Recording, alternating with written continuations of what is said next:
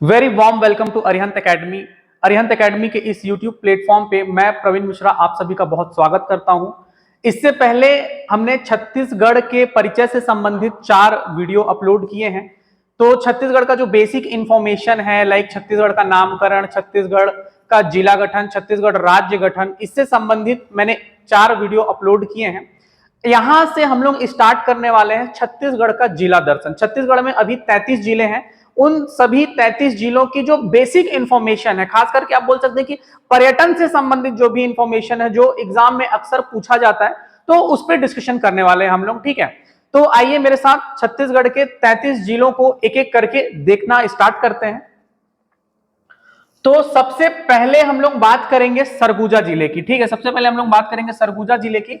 उससे पहले सरगुजा संभाग की थोड़ी सी बात हो जाए तो सरगुजा संभाग आपका 2008 में इसको संभाग का दर्जा दिया गया। ठीक है, और सरगुजा संभाग में कुल 6 जिले आते हैं। कौन कौन से 6 जिले आते हैं वो देखते हैं हम लोग। तो सरगुजा संभाग में सरगुजा इटसेल्फ जिला है। ठीक है, सरगुजा खुद जिला है। सरगुजा जिला कब बना है? सरगुजा जिला 1948 में बना है। ठीक है, सरगुजा संभाग में एक जिला है जसपुर। सरगुजा संभाग में एक जिला आपका जसपुर है।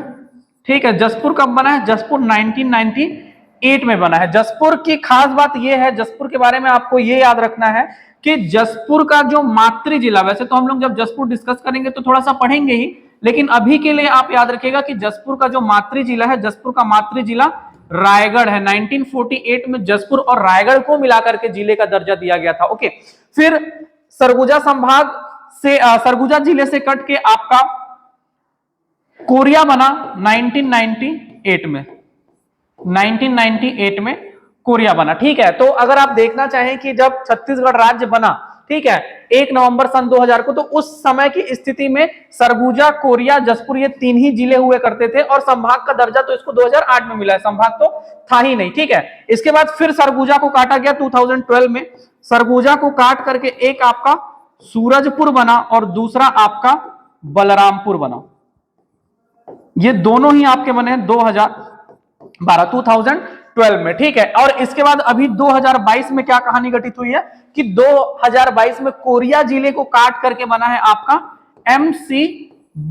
ठीक है, मनेन्द्रगढ़, चिरमिरी, भरतपुर। तो इसी सरगुजा संभाग के अंतर्गत आने वाले इन 6 जिलों के बारे में हम डिस्कस करेंगे। सबसे पहले हम सरगुजा जिले से स्टार्ट करते हैं, तो थोड़ा सा बेसिक इंफॉर्मेशन हो जाए सरगुजा जिले के बारे में। तो सरगुजा बहुत प्राचीन टाइम से एग्जिस्ट कर रहा है। ठीक है, सरगुजा का जो प्राचीन नाम है, सरगुजा का प्राचीन नाम क्या हुआ करता था फ्रेंड्स? सरगुजा का प्राचीन नाम हुआ करता था डांडोरा। और इस डांडोरा वाले क्षेत्र में बिहार झारखंड का जो रक्सेल वंश था, ठीक है, उसने यहां पे आधिपत्य स्थापित किया। तो डांडोरा को किसने रूल किया? तो यहां पे रक्सेल राजपूत वंश का शासन था। ठीक है, किसका शासन था? रक्सेल राजपूत वंश का शासन था डांडोरा वाले क्षेत्र पे। ठीक है, सरगुजा नाम के पीछे कई सारी कहानियां हैं, कई सारी किदवंतियां हैं। ठीक है, कि कालिदास यहां आए, कालिदास ने इसे स्वर्ग का द्वार कहा, तो इसलिए इसका नाम सरगुजा पड़ गया। ठीक है, तो ये भी याद रखिएगा। लेकिन ये याद रखिएगा कि छत्तीसगढ़ का जो सरगुजा का जो प्राचीन नाम है वो क्या है? डांडोरा है। और इस डांडोरा क्षेत्र पे रक्सेल राजपूत वंश का शासन था। ठीक है, ये सरगुजा रियासत का पैलेस है। देखिए, ये जो पैलेस है सरगुजा रियासत का पैलेस है आपका। ठीक है, सरगुजा का महल है ये। और जो फाउंडर थे, जो इस क्षेत्र में स्थापना किए, उनका नाम था विष्णु प्रताप सिंह देव। विष्णु प्रताप सिंह देव ने इस क्षेत्र में इस वंश की स्थापना की, रक्सेल वंश की स्थापना की। ठीक है, इसके बाद इसके अंतिम शासक हैं रामानुज शरण सिंह देव। ठीक है, जो सरगुजा रियासत के अंतिम शासक थे वो कौन थे? रामानुज शरण सिंह देव थे, जो हमारे स्वास्थ्य मंत्री हैं TS सिंहदेव। ठीक है, सरगुजा क्षेत्र से, सरगुजा विधानसभा क्षेत्र से विधायक हैं, स्वास्थ्य मंत्री हैं TS सिंहदेव, वो भी इसी रक्सेल राजवंश से संबंधित है। ठीक है, तो इन्हीं रामानुज शरण सिंह देव ने क्या किया था? 1 जनवरी 1948 को जब रियासतों का विलीनीकरण किया जा रहा था, रियासतों का विलय किया जा रहा था आपका भारत संघ में, तो सरगुजा का भी विलय कर दिया। महाराज साहब ने इस पे दस्तखत किए। ठीक है, और रियासतों का विलीनीकरण किया गया और सरगुजा रियासत को 1948 में, 1948 में सरगुजा रियासत को आपका जिले का दर्जा दे दिया गया था। ठीक है, तो ये हो गया आपका जिले का दर्जा दे दिया गया था। ओके, तो ये सरगुजा जिले में तहसील है, ठीक है। ये सरगुजा जिले का मैंने एक बेसिक मैप बनाया है, ठीक है। इस सरगुजा जिले में आपके अंबिकापुर तहसील है, ठीक है, लुंड्रा तहसील है, लखनपुर तहसील है, दरिमा हाल फिलहाल में तहसील बनी है, बतौली है, सीतापुर है, मैनपाट है और उदयपुर तहसील है, ठीक है। दरिमा के बारे में याद रखिएगा, दरिमा आपका केवल तहसील है, ठीक है। दरिमा क्या है? केवल तहसील है। बाकी के जो तहसीलें हैं वो आपका विकास खंड भी है, ठीक है। तो सरगुजा जिले में तहसील कितने हो जाएंगे आपके? तो सरगुजा जिले में 1 2 3 4 5 6 7 8, ठीक है। तहसील कितने हो गए? 8 हो गए। और विकास खंड, चूंकि दरिमा आपका विकास खंड नहीं है तो विकास खंड की संख्या कितनी हो जाएगी? 7 हो जाएगी। बाकी की जो तहसीलें हैं वो आपका विकास खंड भी है, ठीक है। अब एक एक करके सरगुजा के बारे में देखते हैं हम लोग।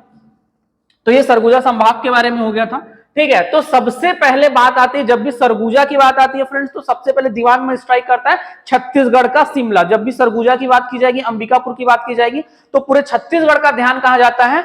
मैन पार्ट की तरफ जाता है। तो छत्तीसगढ़ का शिमला कहा जाता है किसको? मैन पार्ट को। इस शिमला की बात कर लेते हैं, ठीक है। तो मुस्कुराइए आप, मैन पार्ट में है, ये मैन पार्ट का बोर्ड लगा हुआ है आपका, ठीक है। क्या क्या घूमने की जगह है उसमें लगा हुआ है। ये रास्ता है, ठीक है, ये मोड़ वाला रास्ता है जो आपको मैन पार्ट पर लेकर के जाता है। मैन पार्ट एक बेसिकली पठार वाला क्षेत्र है, ठीक है। टेबल नुमा आकृति है मैन पार्ट। इस मैन पार्ट की जो ऊंचाई है वो है 1152 मीटर। याद रखिएगा, इस मैन पार्ट की ऊंचाई कितनी है? 1152 मीटर। ये एग्जाम में आपका पूछा जाता है, पूछा जा सकता है कि मैन पार्ट की ऊंचाई कितनी। तो मैन पार्ट की ऊंचाई है 1152 मीटर। इस जिगजैग रास्ते से आप मैन पार्ट चले जाते हैं, ठीक है। फिर मैन पार्ट छत्तीसगढ़ का तिब्बत भी कहलाता है, ठीक है। इसको छोटा तिब्बत भी कहते हैं, ठीक है। मैन पार्ट को क्या कहा जाता है? छोटा तिब्बत भी कहा जाता है। तो छोटा तिब्बत क्यों कह रहे हैं हम लोग? क्योंकि 1962 में क्या हुआ था, जब तिब्बती भारत में शरण लिए, ठीक है, तिब्बती रिफ्यूजीज ने भारत में शरण ली, भारत से शरण मांगी, तो भारत ने उनको 2 जगह पे शरण दी, ठीक है। हिमाचल प्रदेश के धर्मशाला में, कहां कहां बसाया गया इनको 1962 में?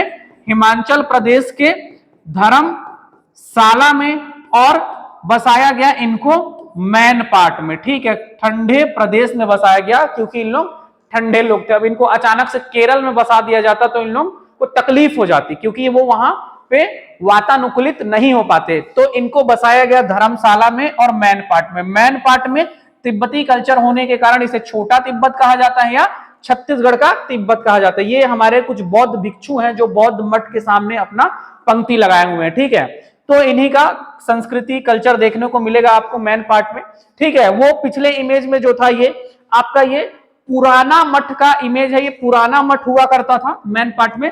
ये आपका नया वाला मठ बना है, ठीक है। ये जो बौद्ध मठ है, ये जो बौद्ध मठ है, ये आपका नया बना हुआ। ये बाहर से आपका ऐसा दिखता है और इसके अंदर का फोटोग्राफी है। ये देखिए गौतम बुद्ध की मूर्ति लगी हुई है। यहाँ पे बौद्ध भिक्षु आपका बैठते हैं, चैंट्स करते हैं, ठीक है, जप करते हैं। तो ये मैन पार्ट का आपका बुद्धिस्ट टेम्पल हो गया नया वाला। ऑलराइट, इसके बाद आ जाइए टाऊ पे, ठीक है। ये जनरली आपका तिब्बत क्षेत्र में उगाया जाता था। तो जब तिब्बती लोग यहाँ मैन पार्ट में आकर के बसे तो उन लोगों ने यहाँ पे टाऊ लगाना भी स्टार्ट कर दिया, ठीक है। टाऊ, गुरुजी टाऊ क्या होता है? टाऊ कुट्टू, ठीक है। टाऊ को हम लोग क्या बोलते हैं? कुट्टू बोलते हैं। कुट्टू का आटा बेसिकली बीपी वालों को दिया जाता है, जो भी आपके लाइफ स्टाइल डिजीज से पीड़ित है उनको कुट्टू का आटा दिया जाता है। कुट्टू का आटा फलाहार में भी यूज किया जाता है। कई लोगों को लगता है कि टाऊ से मैदा बनता है। नहीं भैया, टाऊ से मैदा नहीं बनता। मैदा आपका गेहूं से ही बनता है, याद रखिएगा, मैदा आपका गेहूं से ही बनता है। टाऊ का जो आटा है वो फलाहार में यूज किया जाता है। टाऊ के आटा का बहुत सारा कुछ बन सकता है आपका, ठीक है, लेकिन टाऊ से डायरेक्टली मैदा नहीं बनता, मैदा गेहूं से ही बनता है, ठीक। तो ये टाऊ की जो खेती है ये हमारे क्षेत्र में, हमारे मैनपाट वाले क्षेत्र में तिब्बतियों की देन है, ठीक है। तिब्बती लोगों के वजह से, उनके कल्चर की वजह से ये टाऊ छत्तीसगढ़ में आया, ठीक है। और ये फिर एक और मैन पार्ट जाते टाइम आपको बेहतरीन टाइप का जगह देखने को मिलेगा। इस जगह का नाम है उल्टा पानी, ठीक है। इस जगह को हम लोग क्या बोलते हैं? उल्टा पानी बोलते हैं। यहाँ पे क्या होता है, पानी को जनरली क्या होना चाहिए कि अगर ये स्लोप है तो अगर मैं यहाँ पानी गिराऊं तो पानी को कहाँ आना चाहिए? नीचे। बट यहाँ पे क्या हो रहा है कि पानी आपका चढ़ रहा है ऊपर, ठीक है, इस स्लोप के अपोजिट चढ़ रहा है, ठीक है। इसलिए हम लोग बोलते हैं कि पानी भूल गया कि उसको कहाँ जाना है, ठीक है। पानी बिसरा गया तो इसको बिरसा पानी, बिसरा पानी भी कहते हैं, ठीक है, इसको बिसरा पानी भी कहते हैं कि पानी बिसर गया कि उसको कहां जाना था, तो इसको बिसरा पानी, उल्टा पानी नाम से जाना जाता है। अच्छा, यहाँ की एक बात और विशेष है, जो ये लैंड है, चूंकि ये ऐसी स्लोप वाली लैंड है, अब आप गाड़ी को यहाँ पे पार्क कर दो, ठीक है, न्यूट्रल पे करके गाड़ी को यहाँ पे पार्क कर दो, फोर व्हीलर को, तो गाड़ी धीरे धीरे धीरे धीरे आपका ऊपर चढ़ना स्टार्ट हो जाती है, ठीक है। तो ये इसीलिए इसको उल्टा पानी, यहाँ पे क्या है आपका कि थोड़ा सा चीजें जो है वो ग्रेविटी के अगेंस्ट काम करती हैं।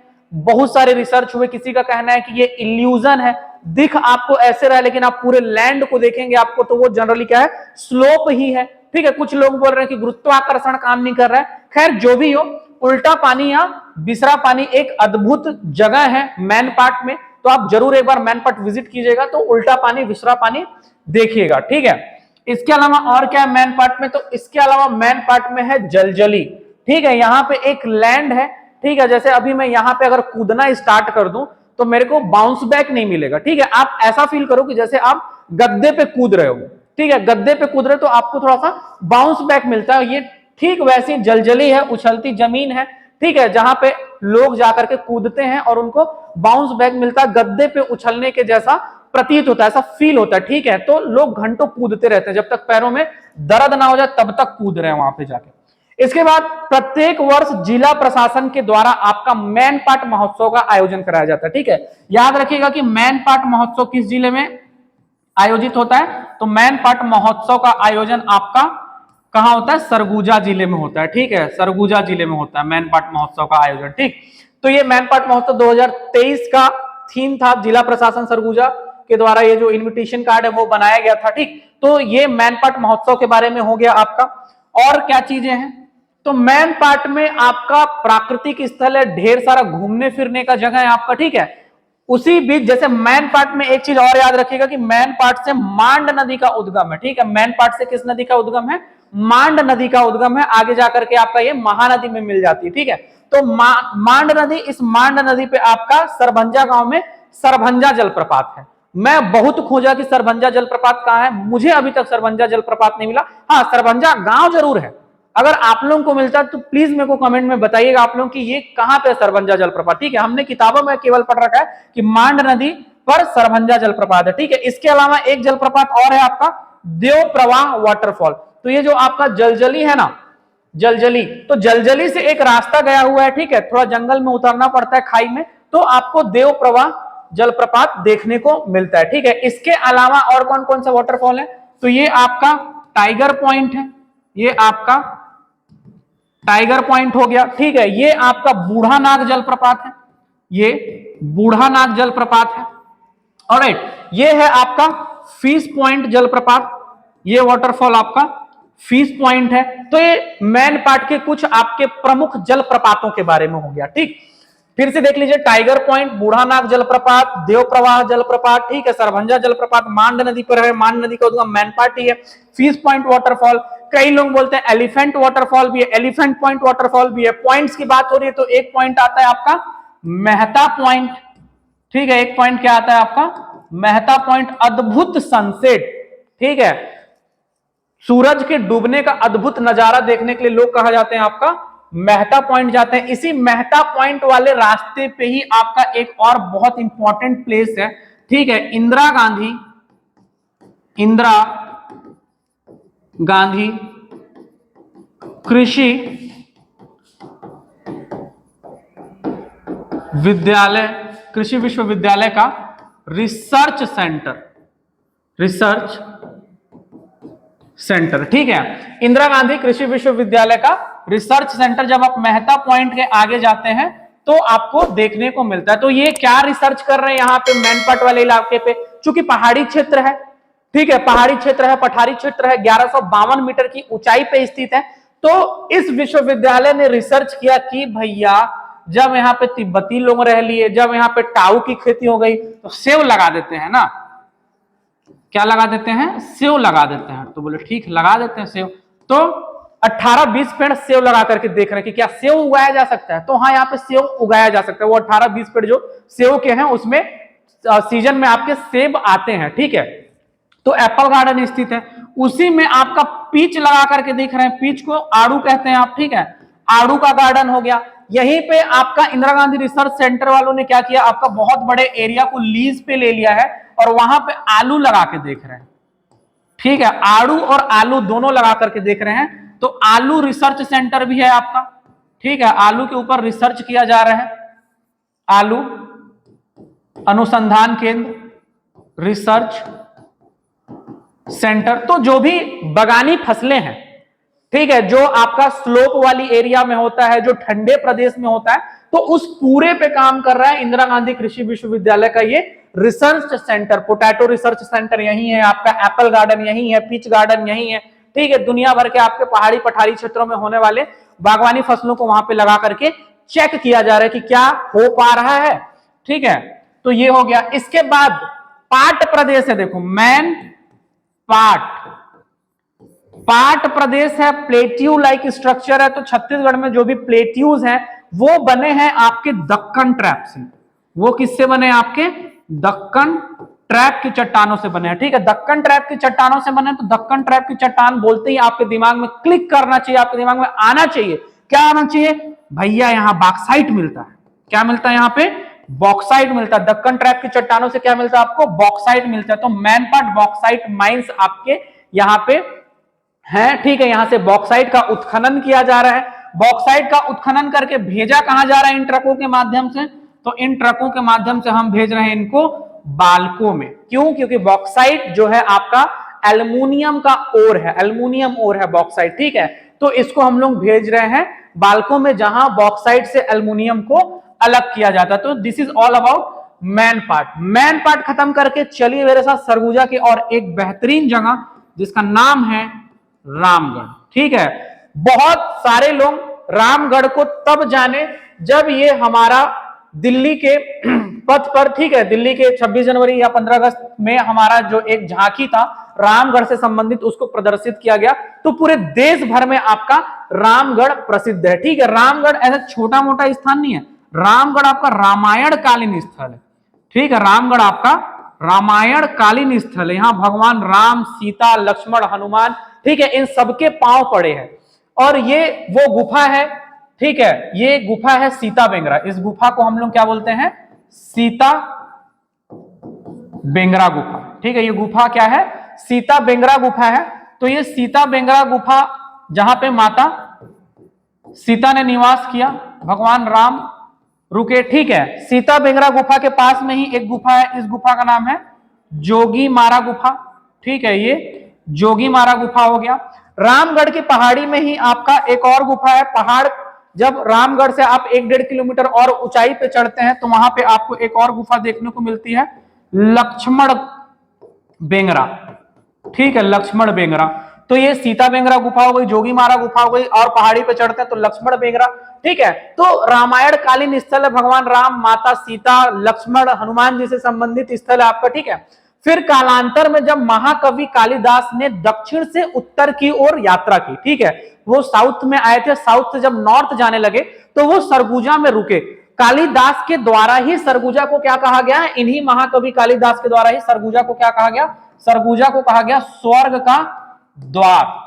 ठीक है, अब ये कंफ्यूजन, मेरा पर्सनल ऐसा डाउट है कि यहाँ के हाथियों के उत्पात को देख करके इन्होंने सीधा इसे स्वर्ग का द्वार कहा, या यहाँ के सौंदर्य को देख करके इन्होंने सरगुजा का द्वार कहा। व्हाटएवर इज द रीजन, जो भी कुछ कारण हो, लेकिन कालिदास के द्वारा सरगुजा को क्या कहा गया, स्वर्ग का द्वार। और इसीलिए कहा जाता है कि यहीं से स्वर्ग का द्वार आपका सरगुजा कहला गया। ठीक है, फिर महाकवि कालिदास ने यहां निवास किया कुछ समय के लिए, और महाकवि कालिदास की एक जो प्रमुख रचना है, ठीक है, एक जो प्रमुख रचना है मेघदूत, मेघदूतम। तो इस मेघदूतम की रचना कहां की थी, महाकवि कालिदास ने रामगढ़ में की थी। ठीक है, इन्हीं की स्मृति में आषाढ़ माह में, इन्हीं की स्मृति में प्रत्येक आषाढ़ माह के फर्स्ट या सेकेंड डे आपका रामगढ़ महोत्सव का आयोजन होता है। फर्स्ट या सेकेंड डे रामगढ़ महोत्सव का आयोजन किया जाता है आपका। ठीक है, रामगढ़ में। तो ये हो गया कालिदास से संबंधित। इसके अलावा सीता बेंगरा की और भी एक विशेषता है। सीता बेंगरा आपका क्या है, विश्व का प्राचीनतम नाट्यशाला। सीता बेंगरा क्या है, विश्व की प्राचीनतम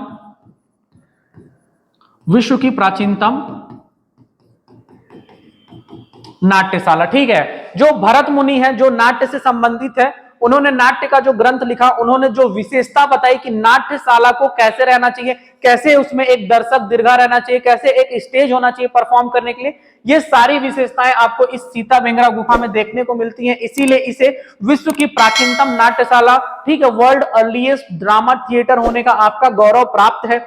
इसी सीता बेंगरा में परफॉर्म करने वाले, इसी नाट्यशाला में परफॉर्म करने वालों के लिए ये जोगी मारा की गुफा थी, जो एज अ रेस्ट हाउस, जो एज अ विश्राम गृह सर्व की जाती थी, ठीक है। यहाँ पे परफॉर्म करने के बाद जो भी नर्तक नर्तकी थे यहाँ पे आकर के निवास करते थे, रुकते थे आपका, ठीक है।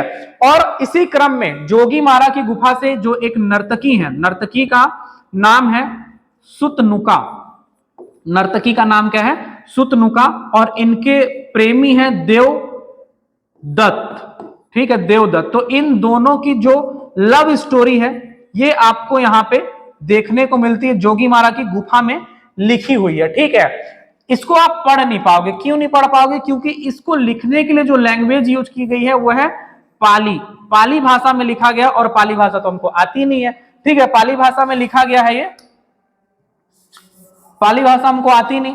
और इसको लिपि भी कौन सी यूज की गई है, तो जो देवनागरी की बहुत प्राचीन फॉर्म है, ठीक है, ब्राह्मी, तो इसको ब्राह्मी लिपि में लिखा गया है, ठीक है। और हमको बहुत अच्छे से पता है फ्रेंड्स कि पाली भाषा और ब्राह्मी लिपि का प्रयोग कौन करता था, तो पाली भाषा और ब्राह्मी लिपि का प्रयोग जनरली किया गया सबसे ज्यादा आपका मौर्य काल में, तो इसलिए इसे मौर्य काल का लेख भी कहा जाता है, ठीक है। इसको क्या कहा जाता है कि ये मौर्यकालीन लेख है, सुतनुका और देवदत्त की लव स्टोरी, पाली भाषा ब्राह्मी लिपि में लिखी गई है, मौर्य काल का लेख है।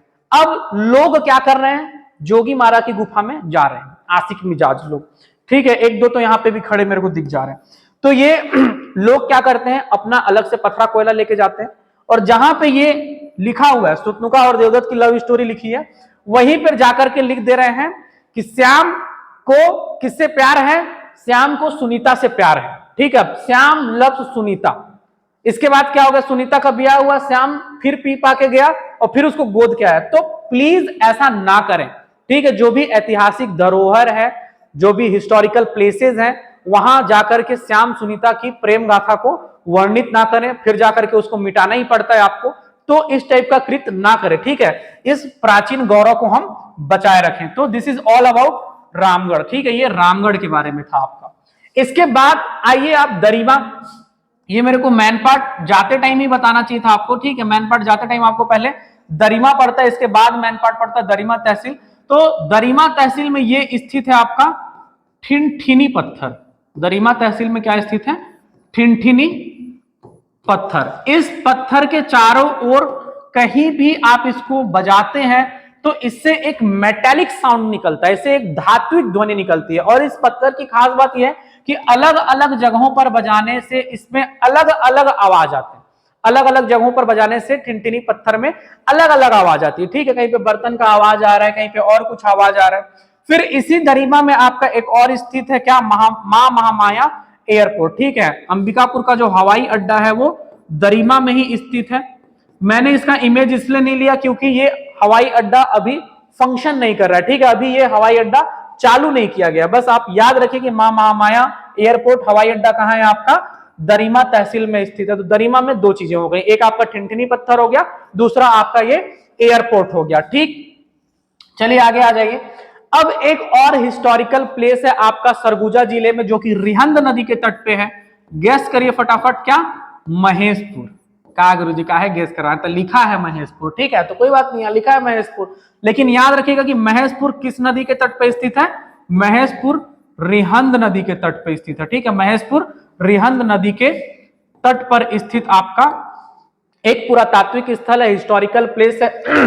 यहां पे आपके बहुत सारे मंदिरों के समूह हैं, ठीक है। ऐसा कहा जाता है कि 12 मंदिरों के अवशेष, रियून्स मिले हैं आपको, ठीक है। टोटल अगर काउंट किया जाए तो 12 मंदिरों के अवशेष मिले हैं। इन 12 में से 5 का ग्रुप अलग है। फिर यहाँ पे 2 विष्णु टेम्पल है, जिसको वहां के लोकल्स, वहां के ग्रामीण लोग क्या बोलते हैं, कुड़िया झोरी मोड़ी, ठीक है। हम जैसे विष्णु मंदिर बोलते हैं तो उन लोग बोलते हैं कुड़िया झोरी मोड़ी मंदिर, ठीक है। कुड़िया झोरी मोड़ी मंदिर है क्या बेसिकली, तो 2 विष्णु मंदिर का समूह, 2 विष्णु के मंदिर का समूह, विष्णु, लॉर्ड विष्णु के मंदिर का समूह है, 2 विष्णु टेम्पल्स हैं आपके, ठीक है। एक ये है, इसके बगल में है, उसको वहां के लोकल्स बोलते हैं कुड़िया झोरी मोड़ी, ठीक है। कुड़िया झोड़ी मोड़ी हो गया, निशान पखना, ये सारी चीजें हो गई। ये आपके कुछ मूर्तियां हो गई जो टूटी फूटी अवस्थाओं में है। तो ये महेशपुर है, ठीक है, जो अपने संरक्षण की गुहार कर रहा है। केंद्र संरक्षित स्थल है, बावजूद इसके वैसा देख रेख, इसका रख रखाव नहीं हो पा रहा है, ठीक है। तो याद रखिएगा, महेशपुर रिहंद नदी के तट पर स्थित है, 12 मंदिरों के अवशेष पाए गए हैं, ठीक है। कुड़िया झोरी मोड़ी मंदिर है के नाम से लोकल्स बुलाते हैं। है क्या? बेसिकली 2 विष्णु टेम्पल्स है। यहाँ पे ऋषभ देव की भी मूर्ति मिली है। यहाँ पे क्या हुआ है, जो जैन तीर्थंकर है, प्रथम जैन तीर्थंकर ऋषभ देव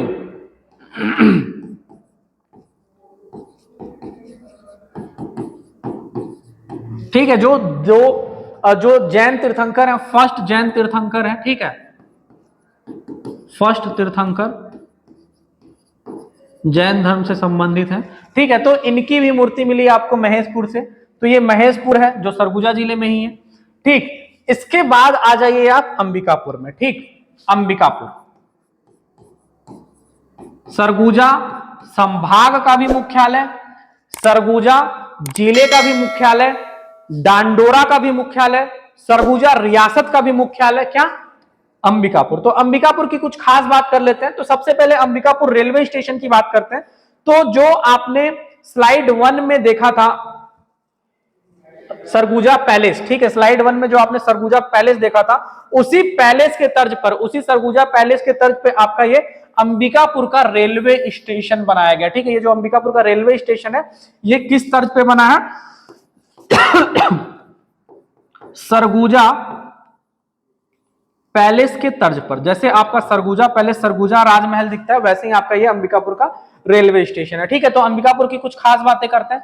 तो अंबिकापुर में एक जगह है खैर बार, ठीक है। खैर से ही क्लियर है, खैर मतलब क्या होता है? कत्था। तो यहां पे हो गया आपका एक कत्था फैक्ट्री, ठीक है। अंबिकापुर में एक आपका कत्था फैक्ट्री हो गया, वर्तमान में अभी फंक्शन में नहीं है, ठीक है, अभी चल नहीं रहा है। अंबिकापुर में दूसरा, जो सरगुजा रियासत थी, उनकी कुल माता, उनकी कुल देवी मां महामाया, तो मां महामाया का मंदिर है यहां पे। और क्या है अंबिकापुर में? तो अंबिकापुर में आपका देश का पहला गार्बेज कैफे, ठीक है। आधा किलो प्लास्टिक लेके जाओ, नाश्ता देंगे, 1 किलो प्लास्टिक लेकर के जाओ, खाना देंगे, ठीक है। देश का पहला गार्बेज कैफे, देश का फर्स्ट गार्बेज कैफे, ठीक है। और क्या है? छत्तीसगढ़ का, इस राज्य का, छत्तीसगढ़ राज्य का first biotech park, first biotech park. हमारे पास एक स्वच्छता पार्क भी है, स्वच्छता उद्यान भी है। और क्या है अंबिकापुर में? छत्तीसगढ़ का एकमात्र सैनिक स्कूल, छत्तीसगढ़ का एकमात्र सैनिक स्कूल, ठीक है। सैनिक स्कूल की बात हुई है, यहीं से मेरे को एक याद आ गया कि अंबिकापुर में आपका सेंट्रल जेल भी स्थित है, अंबिकापुर में आपका सेंट्रल जेल भी स्थित है। अंबिकापुर में आपका तकिया मजार भी स्थित है, ठीक है, तकिया मजार स्थित है, ठीक है। एक बाबा की दरगाह है तकिया मजार, बहुत ही धार्मिक स्थल है तकिया मजार हो गया आपका। तो ये अंबिकापुर की कुछ खास चीजें हो गई, ठीक है, इसको ध्यान रखिएगा अंबिकापुर के बारे में। इसके बाद कुछ अन्य महत्वपूर्ण स्थल है, ये भी एग्जाम में आया हुआ आपका कलचा भदवाही, ठीक है। कलचा भदवाही एक गांव है जहां पे आपका सतमहला मंदिर है, ठीक है। कलचा भदवाही एक गांव है जहां पे क्या आपका सतमहला मंदिर है, ठीक है। इसके अलावा अंबिकापुर में क्या याद रख सकते हैं? अंबिकापुर आपका एक नगर निगम है, याद रखेगा। अंबिकापुर क्या है? आपका एक नगर निगम है। अब मेरे को बताइए फटाफट कमेंट करके कि नगर निगम है अंबिकापुर, तो यहाँ पे महापौर कौन है? वर्तमान में अंबिकापुर में महापौर कौन है, ठीक है। तो ये हमने थोड़ा सा इंफॉर्मेशन देखा आपका सरगुजा जिले के बारे में, ठीक है। ये कुछ सरगुजा जिले के अंबिकापुर से रिलेटेड कुछ चीजें हो गई। इसके बाद हमने महसपुर को देखा, रिहंद नदी के तट पे स्थित है। इसके बाद आपका दरिमा में ठिनठिनी पत्थर मां महामाया एयरपोर्ट, ऑलराइट। इसके बाद आपका रामगढ़ की पहाड़ी जहां पे मौर्यकालीन लेक है, सीता बेंगरा की गुफा है, जोगी मारा की गुफा है, ठीक है। ये हो गया आपका। इसके बाद मैन पार्ट जहां पे बॉक्साइट का उत्खनन होता है। इसके बाद इंदिरा गांधी कृषि विश्वविद्यालय मैन पार्ट में, जहां पे आपका एप्पल गार्डन है, पीच गार्डन है, आलू रिसर्च सेंटर है, ठीक है। दुनिया भर के वाटरफॉल्स हैं आपके। मैन पार्ट महोत्सव का आयोजन होता है, जलजली है, उल्टा पानी है, ठीक है। टाऊ की खेती की जाती है वहां पे तिब्बतियों के द्वारा। ये तिब्बती कल्चर देखने को आपको मिलता है। इसे छोटा तिब्बत कहते हैं, छत्तीसगढ़ का तिब्बत कहते हैं। 1962 में तिब्बती लोग आकर के आपका यहाँ पे बसे हैं। छत्तीसगढ़ का शिमला। मैन पार्ट 1152 मीटर की ऊंचाई है इसकी, ठीक है। ये सरगुजा संभाग के बारे में बेसिक इंफॉर्मेशन, ये सरगुजा जिला आपका, ऑलराइट। तो हमने इसमें अपना सरगुजा जिला कवर किया है, ठीक है। आगे वाले वीडियो में हम लोग नेक्स्ट जिला कवर करेंगे आपका। कैसा लगा वीडियो प्लीज लाइक करिए, कमेंट करिए, शेयर करिए और अरिहंत एकेडमी को सब्सक्राइब कीजिए। हमारे से जुड़े रहिए। Thank you.